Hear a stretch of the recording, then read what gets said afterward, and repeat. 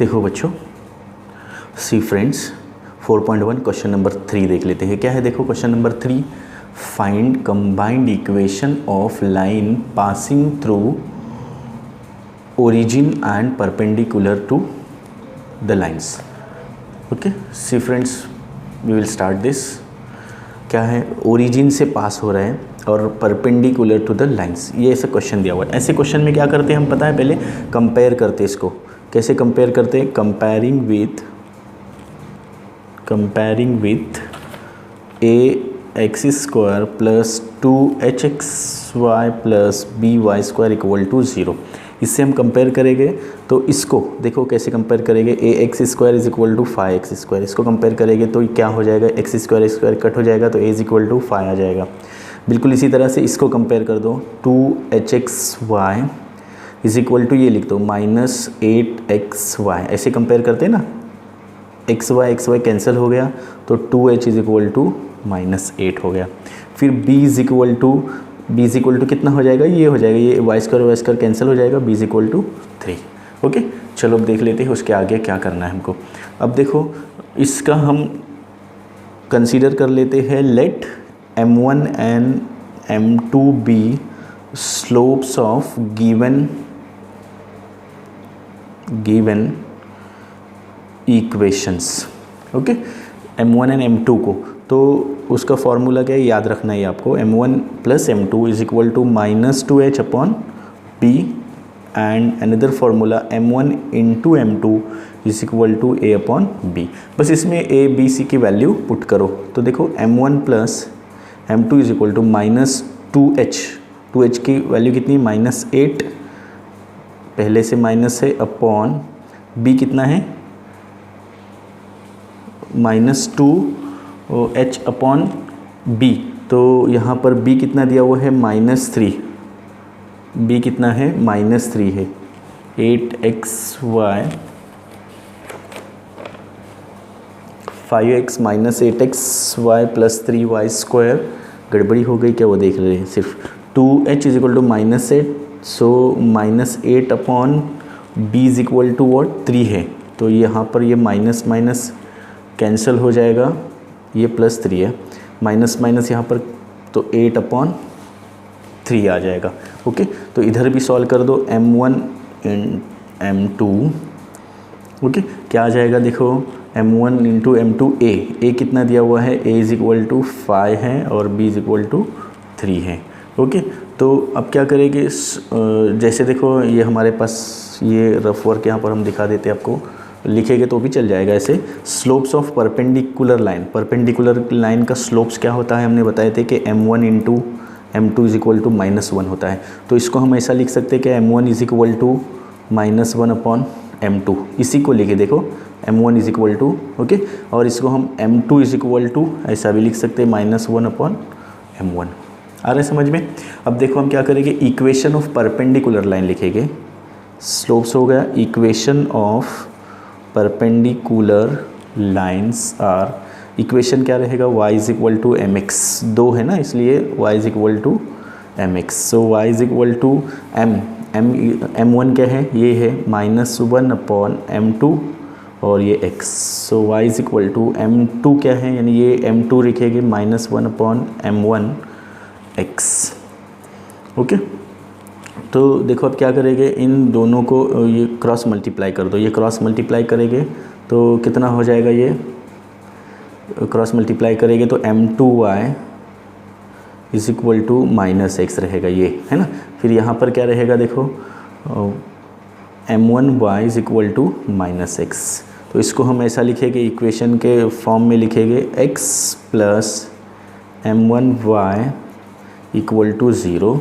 फिर यहाँ पर हम लिखेंगे x plus m2y equal to 0। अब इन दोनों का कंबाइन इक्वेशन फाइंड करेंगे, the combine equation of these lines. Okay दोनों का कंबाइन इक्वेशन अगर हम फॉर्म करते हैं तो क्या आ जाएगा देखो, x प्लस m1y और ये x plus m2 y equal to 0। इसको ब्रैकेट को ओपन कर दो, ब्रैकेट को अगर ओपन कर देते हम तो क्या आ जाएगा इसमें, ये x से इसको मल्टीप्लाई हो जाएगा पूरा।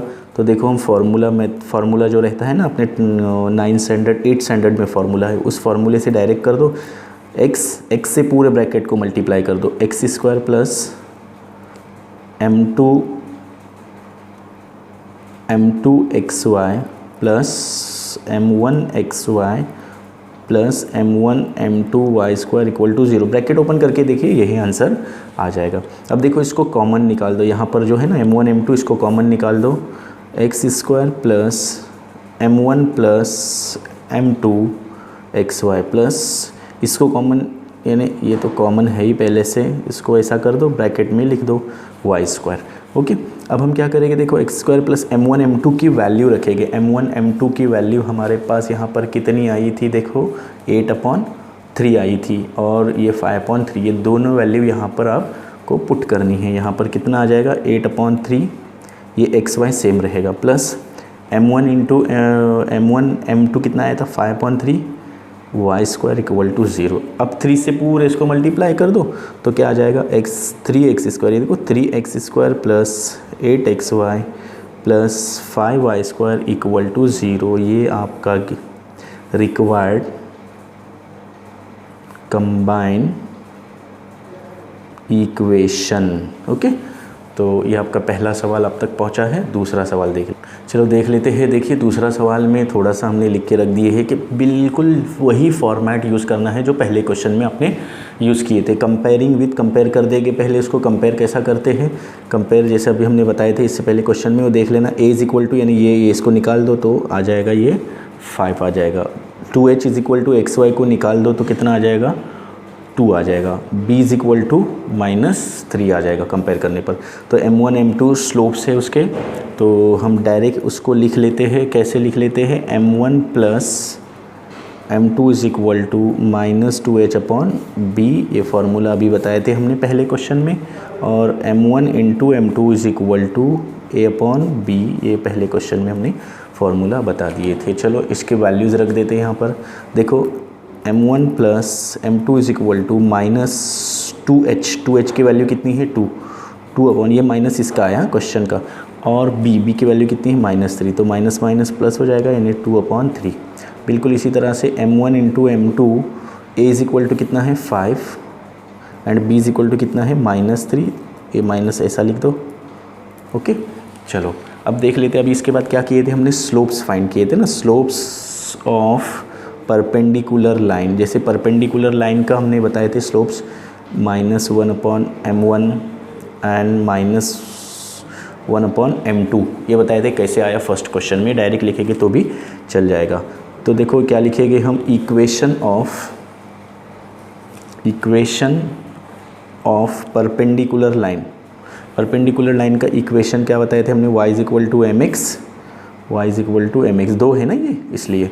सो y is equal to m की वैल्यू क्या है -1/m1, पहले m2 रख दो या m1 रख दो तो भी चल जाएगा, m2x।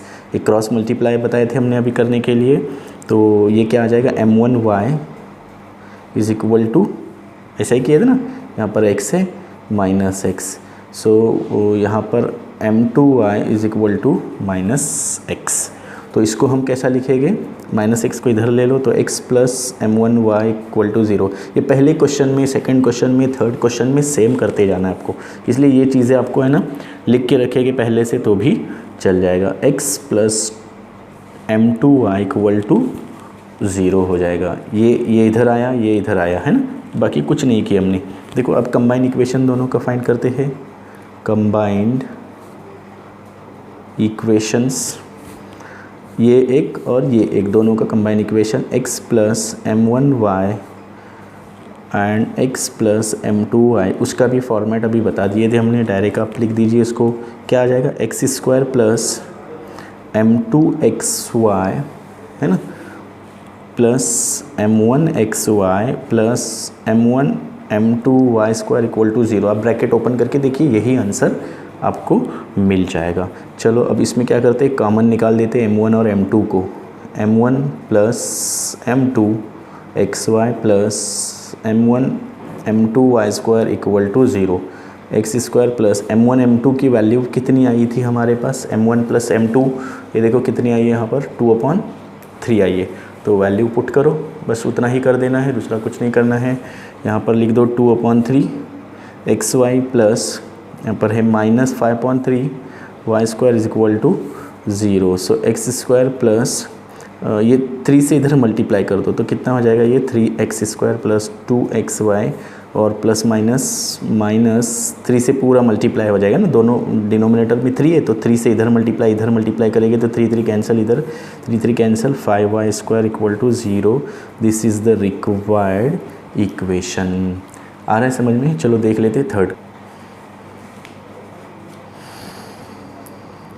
देखिए थर्ड क्वेश्चन भी बिल्कुल वैसे ही है, सिर्फ इसमें फ़र्क है क्या, देखो यहाँ पर 3 टर्म्स नहीं है, 2 टर्म्स है। सो कंपेयरिंग विथ किससे कंपेयर करते हैं हम, ax² plus 2hxy plus by² equal to 0, इससे हम कंपेयर करते हैं उसको। तो a इज़ इक्वल टू क्या आ जाएगा, देखो x² वाला नहीं है क्वेश्चन, इसलिए इसमें टर्म नहीं है, इसलिए 0 आ जाएगा। 2hs यानी 2h इज़ इक्वल टू कितना आ जाएगा यहाँ पर, ये 1 है। ओके, फिर b इज़ इक्वल टू कितना है यहाँ पर, 1 है। ओके, ये कंपेयरिंग तो आपको अभी आने लगा है। अब हम क्या करेंगे, लिखेंगे let m1 and m2 be slopes of given line. इसका स्लोप्स है तो क्या आ जाएगा, m1 plus m2 is equal to -2h/b, same आएगा है ना। फिर m2 is equal to 0/1, so equal to 0, direct इसमें पुट कर दी हमने वैल्यू, यानी ये क्या था, m2 is equal to a/b था। -2h की वैल्यू कितनी है यहाँ पर, 1/b की वैल्यू कितनी है, 1, यानी -1। देखो m1 प्लस m2 और m1 m2 ये 2 चीज़ें हमको मिल गई। चलो आगे देख लेते हैं अभी।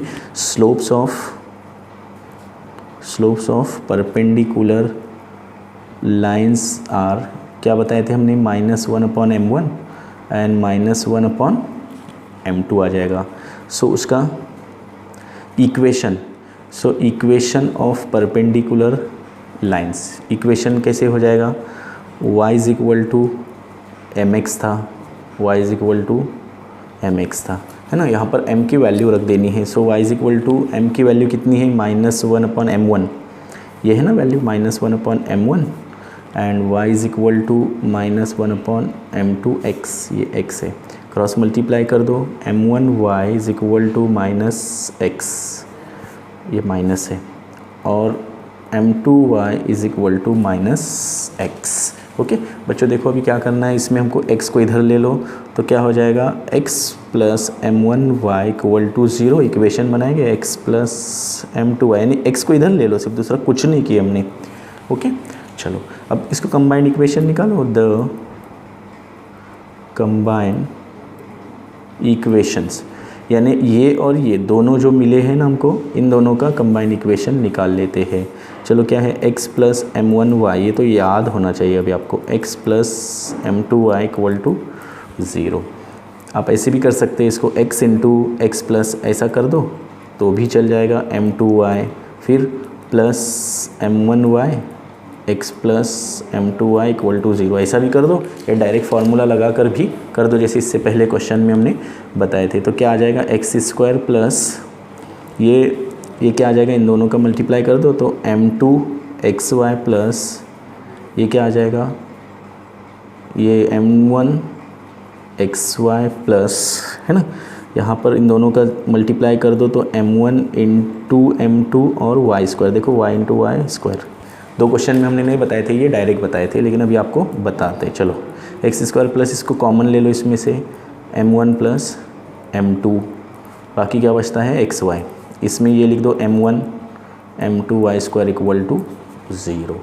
ये देखो इसमें m1 और m2 है ना, ये इसको कॉमन निकाले, xy को इधर रखे, बाकी सब सेम है, इसको भी ब्रैकेट कर दो। चलो अभी वैल्यू पुट करते हैं as usual, m1 plus m2 की वैल्यू कितनी आई हमारे पास, ये है देखो -1, इसकी वैल्यू पुट करो, -1xy plus m1 into m2, इसकी वैल्यू कितनी आई हमारे पास, 0 y² इक्वल टू 0। अब ब्रैकेट ओपन कर दो, प्लस माइनस -xy प्लस 0 को नहीं लिखा जाता, इक्वल टू 0। ये आपका हो गया रिक्वायर्ड कंबाइन इक्वेशन। ओके, चलो देख लेते हैं इसका आखिरी। देखो इसका आखिरी जो क्वेश्चन हम लेने जा रहे हैं वो बिल्कुल आसान है। 3x² माइनस, वैसे ही मेथड से भी कर सकते हैं आप, लेकिन उसके मेथड से हल करने जाएंगे ना, सॉल्व करने जाएंगे तो उसका इन्फिनिटी आंसर आता है, क्योंकि इसमें देखो y² नहीं है, यानी b वाला नंबर नहीं है। तो हम दूसरा मेथड इसको चेंज कर देते हैं थोड़ा सा। देखो इसमें क्या आ जाएगा, इसमें कॉमन निकाल दो, क्या आ जाएगा कॉमन, 3 ने x आ जाएगा, x कॉमन आ जाएगा, 3x minus 4y equal to 0, यानी इसको फैक्टराइज कर दो।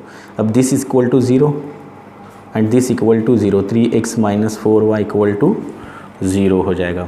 अब हम क्या करेंगे, देखो ये x इज इक्वल टू 0 हो गया, यानी इसका स्लोप्स निकाल देते हैं। ये x इज इक्वल टू 0 हो गया, यानी this line perpendicular to x is equal to 0। तो पहले हम इसका स्लोप निकाल देते हैं, क्या है, m is equal to minus a upon b। So m is equal to minus ये a कितना है 3 अपॉन माइनस 4, सो 3 अपॉन 4 आ गया। अब देखो ये परपेंडिकुलर लाइन है ना, द लाइन परपेंडिकुलर लिख दो, the line perpendicular to x is equal to 0। x is equal to 0 को परपेंडिकुलर है एंड पासिंग, क्या लिखेंगे, एंड पासिंग थ्रू ओरिजिन, मतलब ये y इज इक्वल टू क्या आ गया आपका 0 आ गया। ओके, सो अब देखो x is equal to 0 and y is equal to 0 लिखे, उसके बाद equation of perpendicular line, the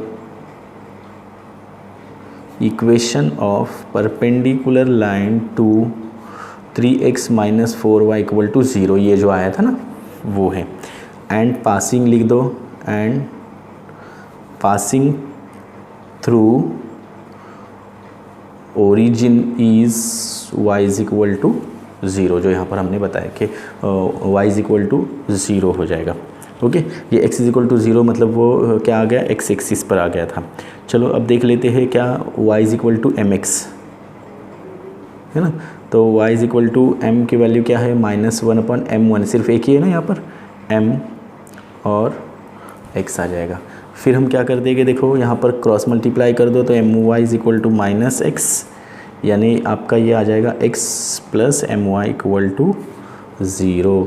अब हमको इसकी वैल्यू पुट करना है x प्लस m की वैल्यू यहाँ पर कितनी आई थी, देखो 3/4, यहाँ पर 3/4 पुट करो, 3/4 y इक्वल टू 0, 4 से इसको मल्टीप्लाई कर दो, तो 4x plus 3y equal to 0। अब कंबाइन इक्वेशन मालूम करेंगे, combine equation. Okay, combine equation of required line, combine equation. तो एक हमको मिला था y इज इक्वल टू 0 है ना, y is equal to 0 and इसका ये मिला है हमको 4x plus 3y equal to 0। ये दोनों का कंबाइन इक्वेशन हम फाइंड करेंगे। Combine equation u into v करते हैं ना, यानी u into v equal to 0, दोनों का मल्टीप्लाई कर दो, y 4x plus 3y equal to 0। ये लास्ट क्वेश्चन थोड़ा सा अलग था, लेकिन बाद में अभी सेम। देखो 4 इंटू xy प्लस यहाँ पर मल्टीप्लाई कर दो तो कितना आ जाएगा, 3y² इक्वल टू 0। ये आपका रिक्वायर्ड कंबाइन इक्वेशन हो गया, रिक्वायर्ड कंबाइन इक्वेशन। वीडियो पसंद आ गया होगा तो लाइक कीजिए, शेयर कीजिए और सब्सक्राइब कीजिए।